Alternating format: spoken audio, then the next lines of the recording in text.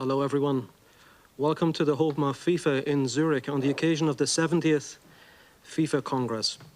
Before inviting FIFA President Gianni Infantino to make his opening remarks, I would like to provide you with some procedural information.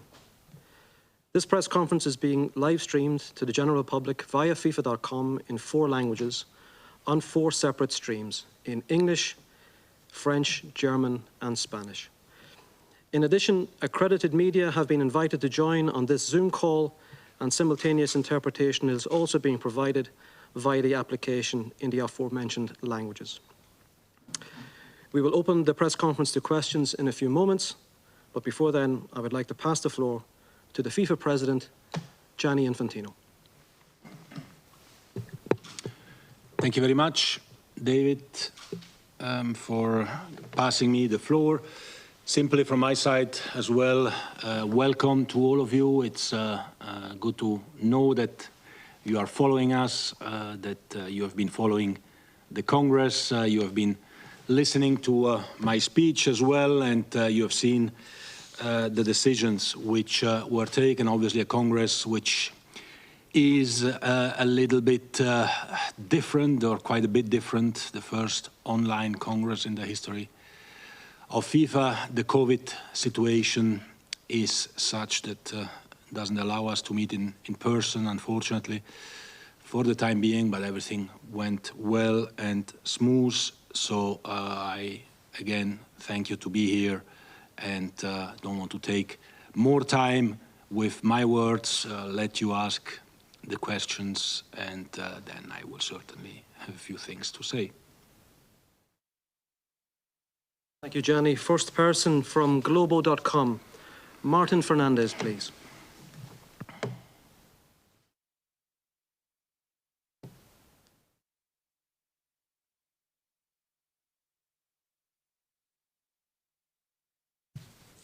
Hello, Martin. Hi, hello, can you hear me? Yes, we hear you loud and clear, thank you. Mr. President, at the Congress in Paris last year, you said that your goal was to reduce inequality between European clubs and those in the rest of the world. I'm aware that the pandemic has not helped much, but after 15 months, how much of that goal would you say you managed to accomplish? And since it's the same subject, I would like to ask what will happen with the Club World Cup, both the 2020 and 2021 edition? Thanks. Obrigado. Thank you very much for the question.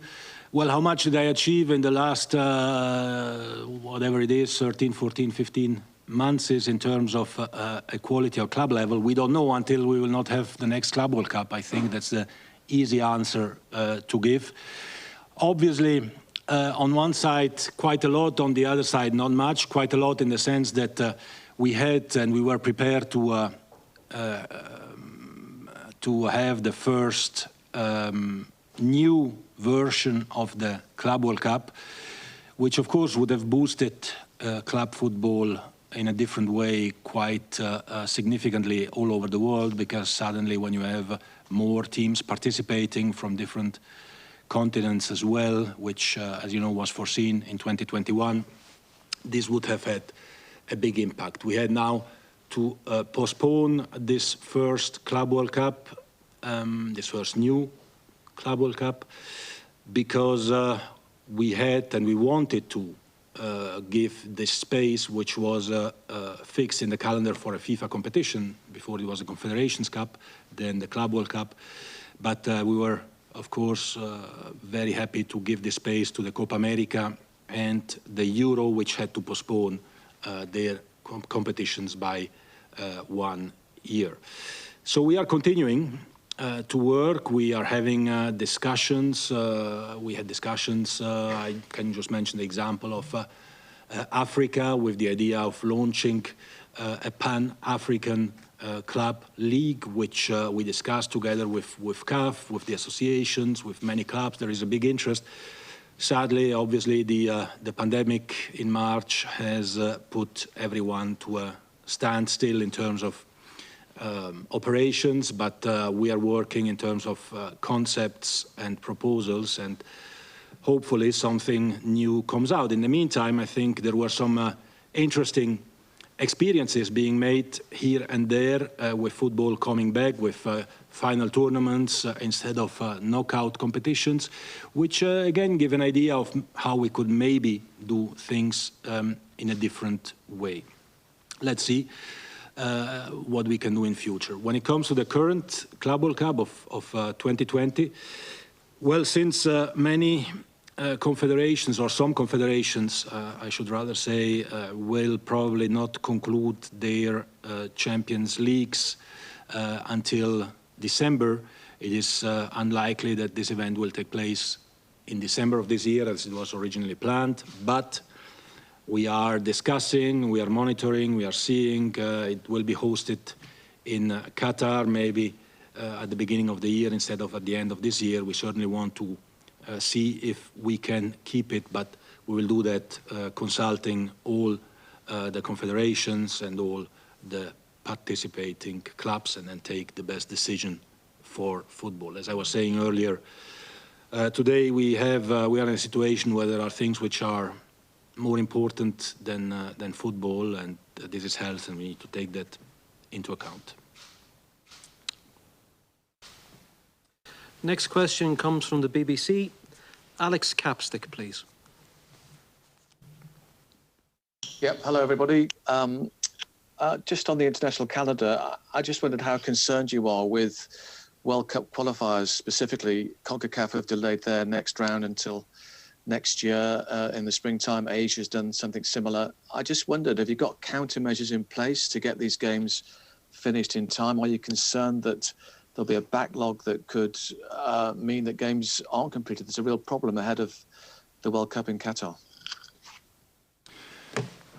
Yes, I am concerned, and yes, this is obviously a real problem, especially if the pandemic doesn't, how should I say, stop or get weaker, or if we don't really start playing in a normal way. I mean, Europe and the European national teams have resumed their competitions, and I want to congratulate them and UEFA for this.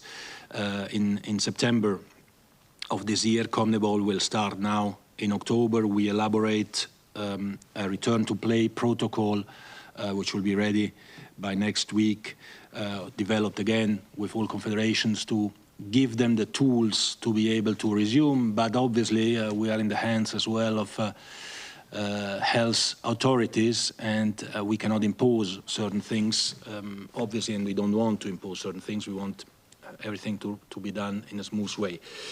We have already foreseen a new window in the international match calendar in January 2022. We will play the qualifiers until June 22 instead of March as it was originally foreseen. We are, I mean, in this tragic situation, we are maybe a little bit lucky that the World Cup takes place only in November and December 22, which gives us a bit more time for the qualifiers to be played all over the world.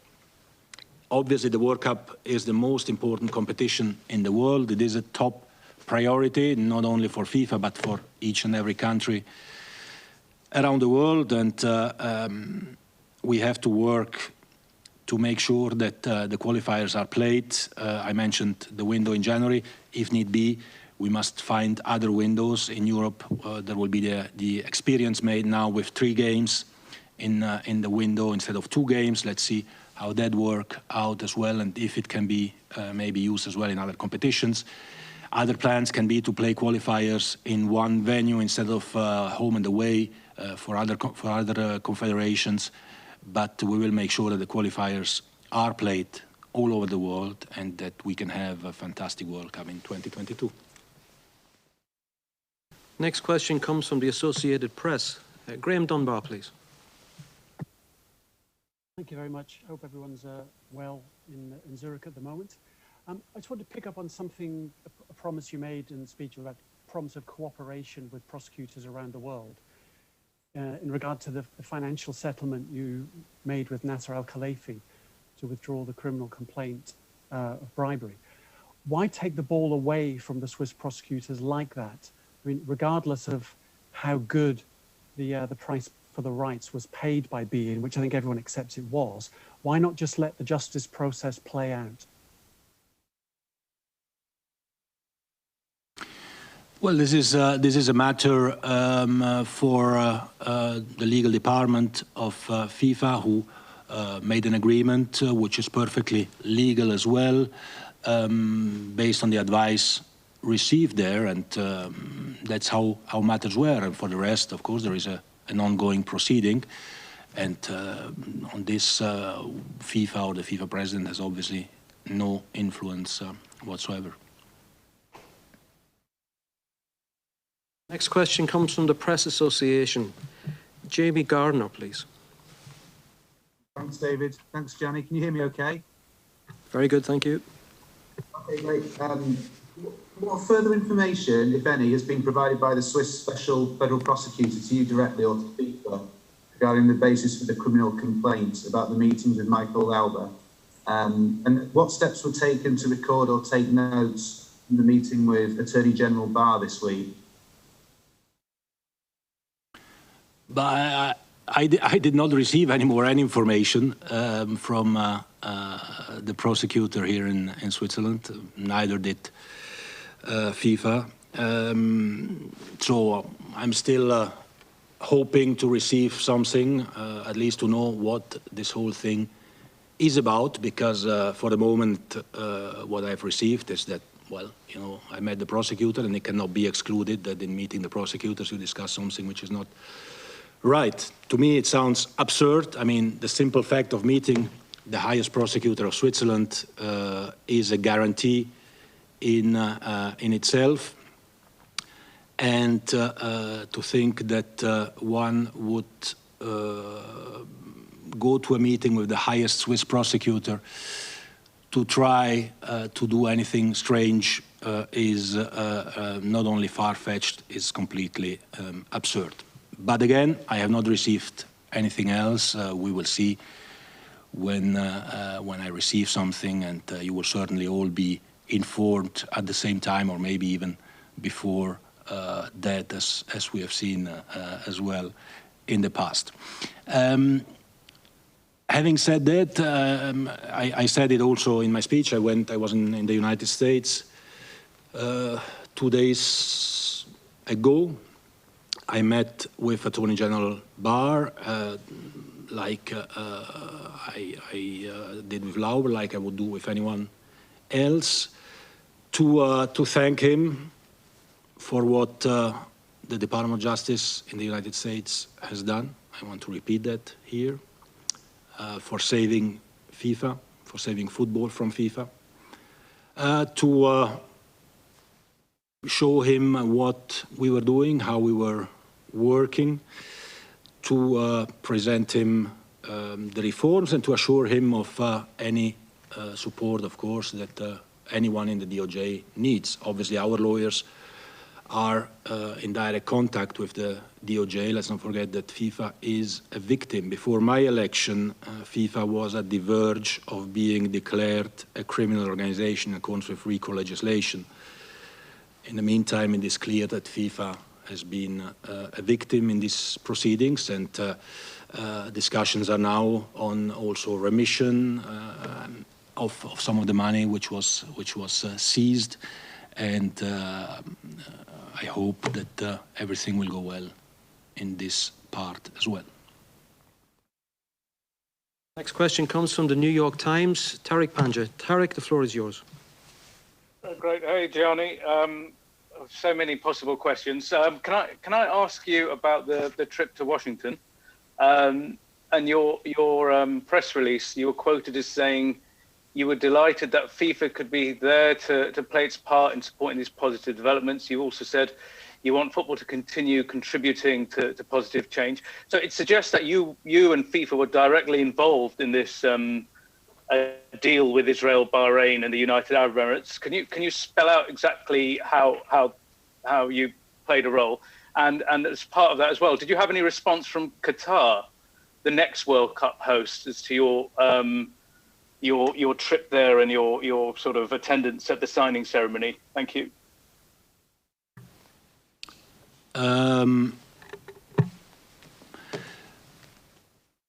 FIFA did not play, of course, any role in any of this, obviously not. But it was an honor to be invited as the FIFA president to witness such a historic moment. The first agreement between Gulf states and Israel. This is important. This is historic. This is moving. And it was a very, very special occasion. It was a special occasion because this is what we are standing for all the time. When I'm meeting heads of states or governments in countries in the Gulf, or when I discuss with the Prime Minister of Israel, which also happened, we are always, of course, discussing about football and about how football can help in certain areas. We are a football organization. We want that the Palestinians can play football. And for this, we need to discuss, obviously, with Israel. And for this, we are interested in having peace in that region. And once the politicians agree on peace and on establishing normal relations, that's where football can come in and play a role. And we are planning, of course, to organize something in this respect, an event, a match. We will communicate on that at a later stage as a symbol for putting people together. Let's not forget that for FIFA, UAE, Bahrain, Israel, Palestine, Qatar, Saudi Arabia, the whole Gulf region, all these countries are equal members of FIFA. For us, they are all the same, and that's why we are interested in them having good relationship, and we want to put football at the disposal of the leaders, but more importantly of the people, to help normalize the relation. Because one thing is a signature and a document, and the next thing will be how to live it and how to make it happen. So again, I was proud, I was happy to witness that, and I hope that this brings some good news for FIFA and for football worldwide as well. We will certainly work with the federations, we have already started, and with everyone involved to play in future as well an important role. Our next question comes from ESPN.com. Gabriele Marcotti, please. Good evening, Mr. Infantino. Good evening, Mr. Marcotti. Salve. Ciao. I wanted to ask you, earlier this week, we heard from Mr. Olli Rehn, who gave more details about the 1.5 billion that FIFA is making available to help counter the effects of the pandemic. And then today, in your speech, you reiterated the importance of good governance, and you made 3 points in particular about fighting corruption in football, about fighting match fixing, and child abuse. And I was wondering, was there ever any discussion of linking the two things? Because many aid organizations like the IMF or the World Bank, when they give funds to support countries in difficulty, they also make demands about reforms locally, about good governance locally, about transparency locally. Is this something you looked at, or would it have felt like an overreach?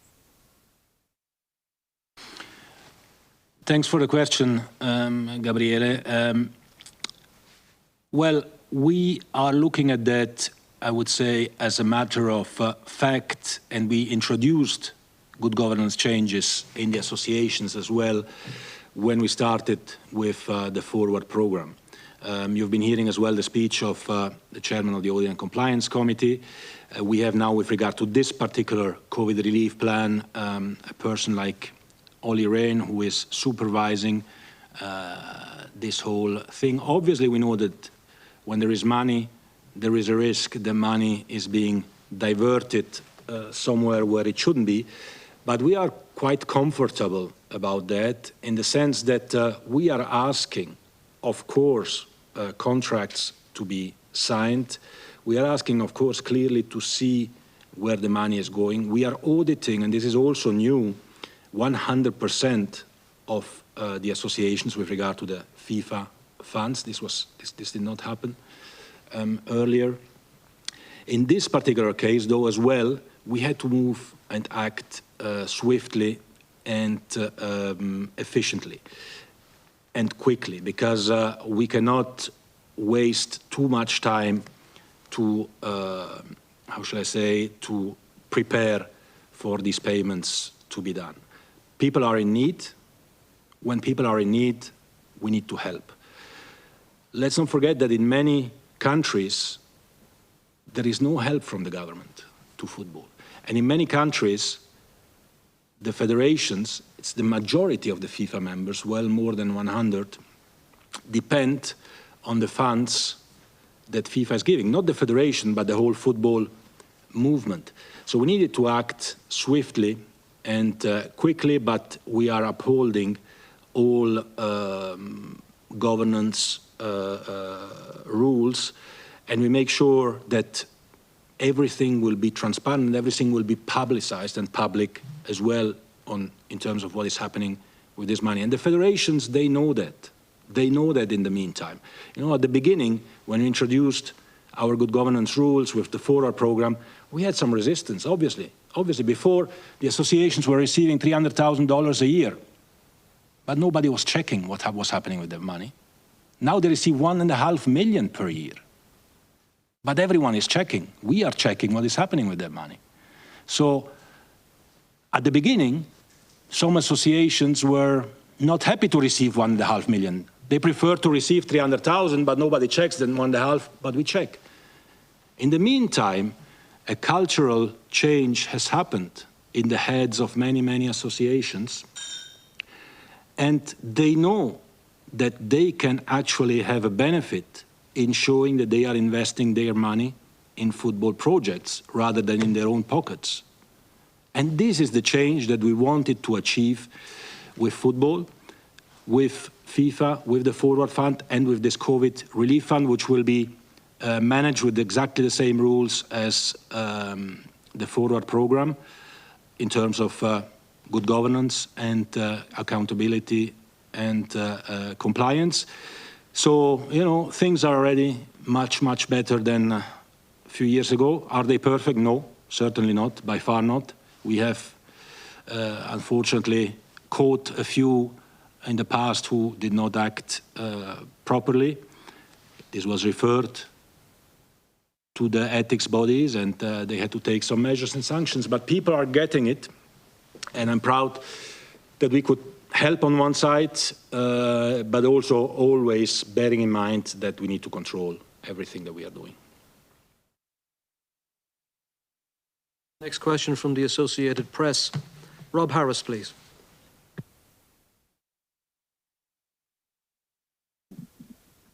Hello. Good afternoon to all of you. Shame not to be with you out there in Zurich. Just a couple of questions. One, this year started the audit of CAF, the results of that. Do we have any update on where you are with CAF, whether you do have faith in their leadership and what changes are still needed and the progress of those changes? And just on your trip to Washington, you had that meeting with Donald Trump. He's faced a special prosecutor investigation and impeachment. Did Donald Trump give you any advice on overcoming your legal case in Switzerland? No, I didn't ask him for that. Maybe next time, let's see. On CAF, well, we had very close contacts with CAF, as you know, in the second part of last year and the beginning of this year. Our Secretary General, Fatma, together with a small team of FIFA administration staff, was in Cairo. A series of reform proposals has been tabled. We went all to participate in a conference in Morocco, in February, I think that was, or beginning of March, I don't remember, February, I think, of this year, where this was discussed also with all the member associations, not only in terms of good governance, but also in terms of competitions and what should be done. Obviously, when then the COVID came in, this has blocked a little bit everything. I know that CAF is working on these reforms. A few of them have already been implemented by them. A few more, I hope, will be implemented as well in future. We are working together in this respect, and it's a process. It's a process that was a little bit stopped by the pandemic, as many other processes as well. But I hope that we can work together again, because in a more, I would say, concrete manner, because CAF and African football is very important to us.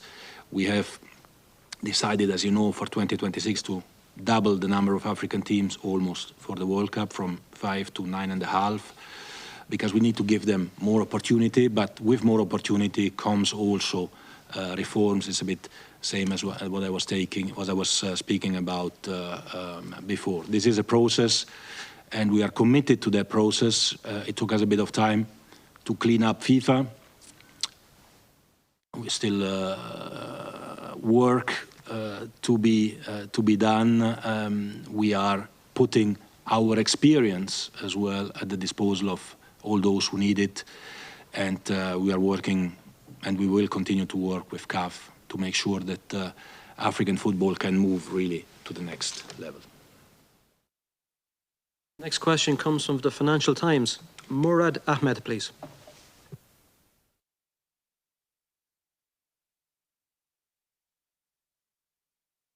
Hi, Gianni, can you hear me?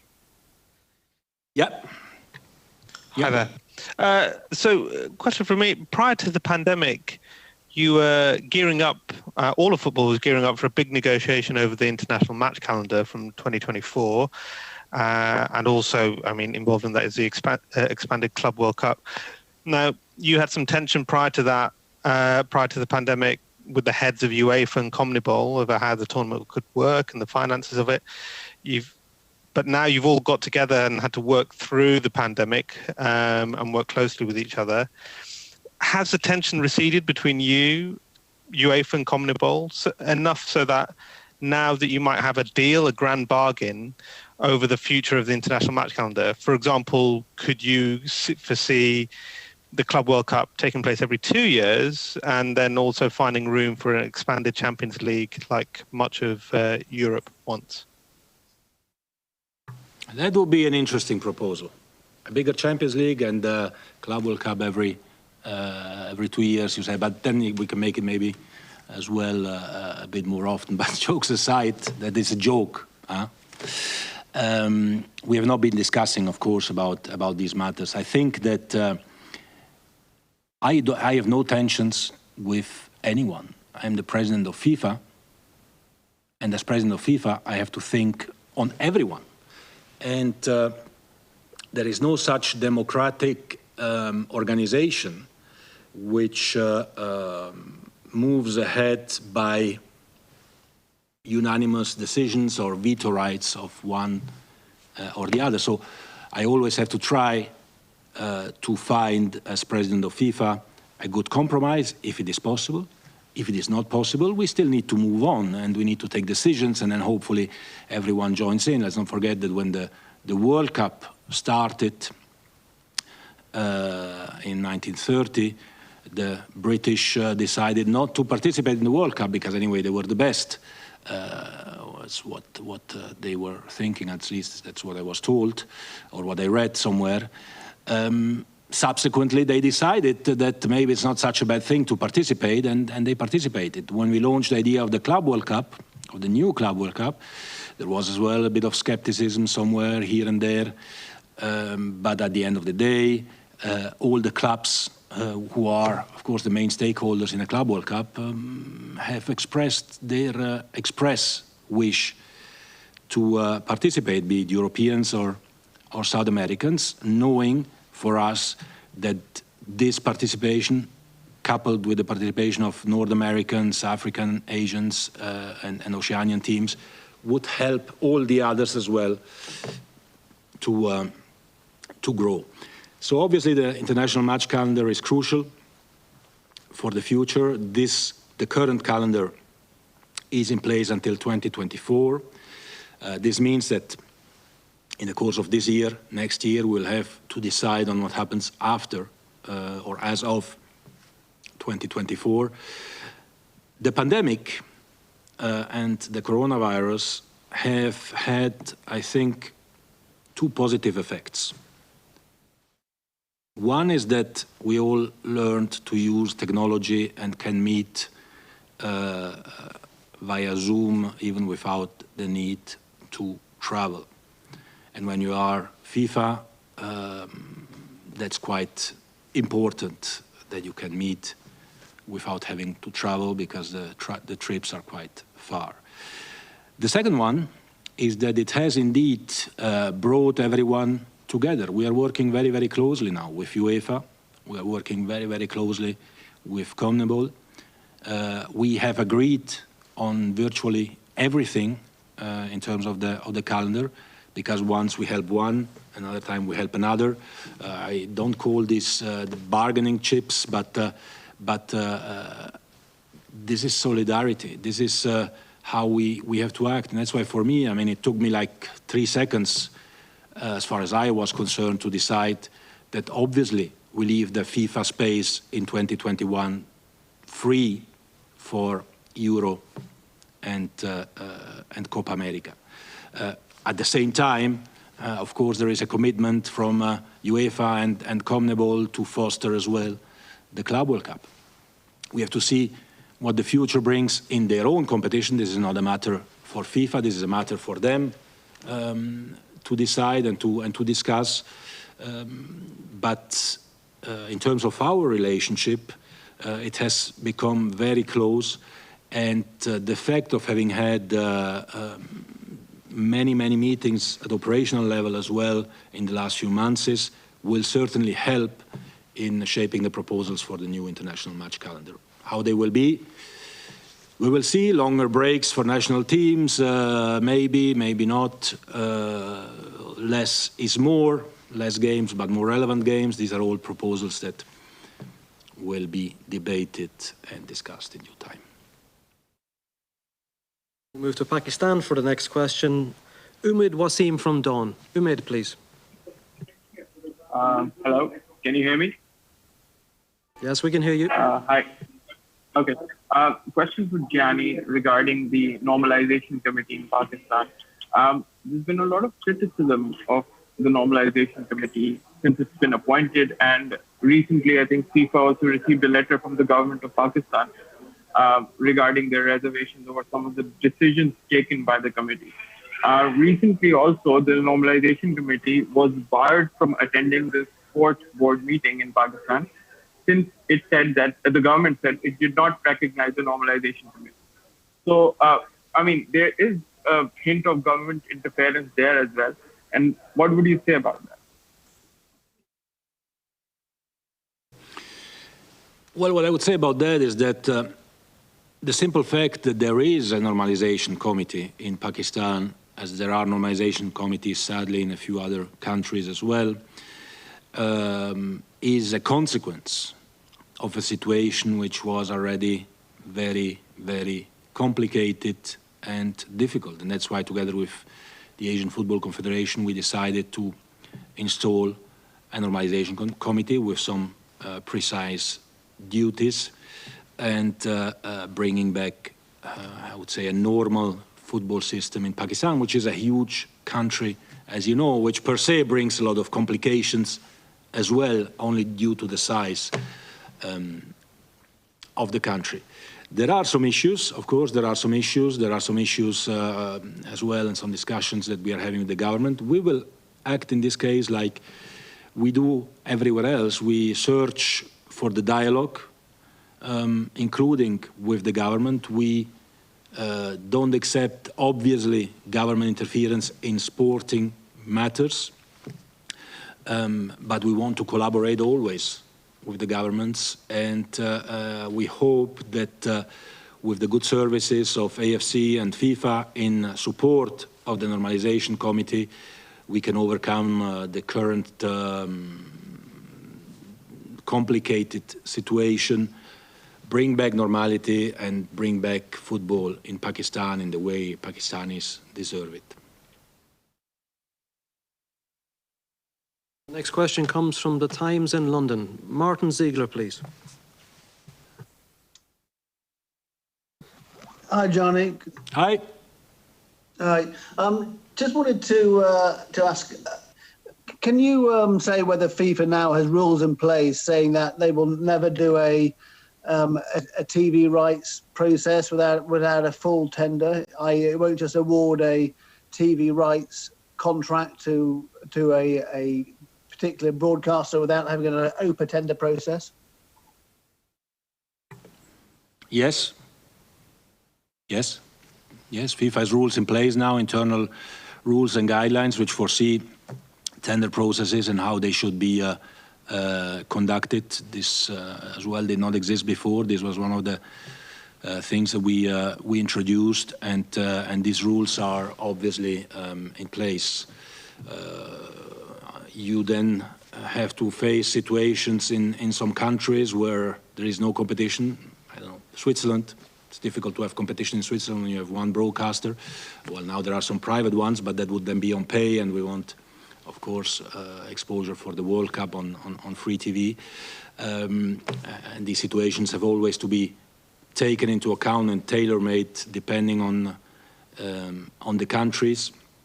But we have these rules in place, and everything has to be documented, everything has to be done properly, and we don't want to have any issues about that, because this is where, in my opinion, many problems can happen, because it's about money flows, it's about monies that come in. The same as I was saying before on the money going out to the association. We need to make sure that the money that comes in is coming in a perfectly legitimate and transparent way with the best possible conditions for FIFA. So we have rules in place, yes. We take two more questions. First of those two questions come from L'Equipe. Guillaume Dufy, please. Oui, bonsoir. Good evening. Good evening. Can you hear me? Yes, we can hear you. Mr. President, during the Congress, during your address, you spoke a lot about transparency. And do you think today, with everything that's happening to you, do you regret the fact that you weren't a little bit more transparent and you didn't communicate about those secret meetings that you were having with the prosecutor? To start off with, I don't actually think that I had these meetings with the prosecutor that you were talking about, or the general attorney here in Switzerland. I don't know how you can call these secret meetings. For me, this just doesn't hold water. I'm a lawyer, but independent of that, it's something that simply doesn't hold water. And it's not normal. When we're talking about these meetings, they occurred in public spaces. They were organized by the attorney's office here in Switzerland. So from this point of view, I don't think that we can say that they were secret meetings. On the contrary, if we come to communication now, you know that in hindsight, it's always easy to be a lot wiser. We know a little bit more, but on a personal note, and when it comes to what happened, the responsibility always falls on, or should have fallen on, the Attorney General and his office when it comes to communicating the different stages, the different meetings that they hold. It's up to them to do that. It's not my bag. We participate, we help where we can, but at the end of the day, concerning the General Attorney's work, he is the only one that can attest to that. I don't think that the simple fact of meeting someone, meeting a prosecutor or meeting an attorney general, I don't think that this is a guarantee of good faith or of someone, of the president of FIFA in this case. And I don't think that this speaks to the intentions of the president of the FIFA. Maybe in the future we will communicate in a different fashion. I imagine that this will be the case. Yes, we always have to learn in life. Isn't that right? Final question of today's press conference to Gazzetta dello Sport. Fabio Licari, please. Hi to everybody. Hello to everybody. Ciao, Presidente. Do you hear me? Ciao, Fabio. Ciao, ciao. Just a question, technical question. Speaking about what you said before about less match, good match, best match. You spoke about this possibility to play less match during the season to help the players. And just 2 or 3 days before, Italian Association President Gravina spoke about the fact that spoke with you about the possibility to have a playoff even in the National League. I would ask to you if it's true this, if you can confirm this, if this is your idea, if you think it's good to have playoff in National League and so on. Ciao. Ciao. Salutami Pierino Fanna. You know, somebody told me that these things, they sound like NBA, so it's not good for football. I don't know. You know, I discussed with President Gravina, who I appreciate, by the way, very much, and who is doing an excellent job for the time being in this particular period, but even before, I know him for many years. I discussed with him, like I discussed with many presidents around the world and with many other people about many things. And obviously all the time, these questions about how can we make our competitions better, more relevant, more exciting are coming up all the time. I'm asking you. I don't give you the answer. I give you the platform to discuss. Do we really think that the Italian league has been very exciting in the last 10 years, or let's say 9 years? Do we really think that some other leagues have been really exciting in the last years? What kind of competition is that where 90% of the teams want to arrive second and not first? I don't know. I'm asking myself that question. Maybe that everyone is happy with that, and then that's fine. It's not for us, it's not for the FIFA president to say how football should be played in Italy or anywhere else in the world, but I think it is legitimate to ask the question. It is legitimate to consider and think if there are other ways to play the competitions. And I would like to take one example of personal experience that I think everyone agrees by now. You remember all that the Champions League, and it was not my decision, that's why I can say that, I was just part of the organization, but it was a decision of some wise persons like at the time Lennart Johansson and Gerhard Eigner. At that time, they decided to reduce the number of games in the Champions League from 17 to 13 by taking away the second group stage and replacing it with a knockout phase. Of course, at the beginning, those who were interested in playing more games in order to have more revenues were complaining about that. But immediately, the rights value has gone up, has increased. Why?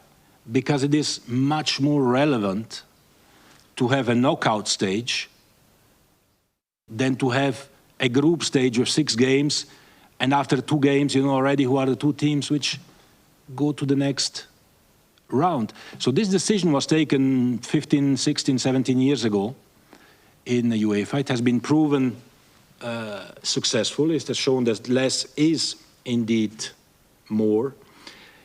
And this is something that I think can be discussed and debated without any preconcept, without any solution, without anything else. But, you know, compared to maybe some other sports and some other sports bodies, in football, we are lucky that we have the only sport in the world in which not always the best team wins. Which means that in 90 minutes, or in 180 minutes sometimes, the weaker team can win. This is unique. This is the magic of football. And that's why these games where you play everything in 90 minutes are exciting games. Now, will this replace everything? Certainly not. But again, it's something to debate, to consider, and then maybe to throw in the bin, and somebody in 50 years will take it out and use it. But everyone is free to do that. I want to mention here as well, I was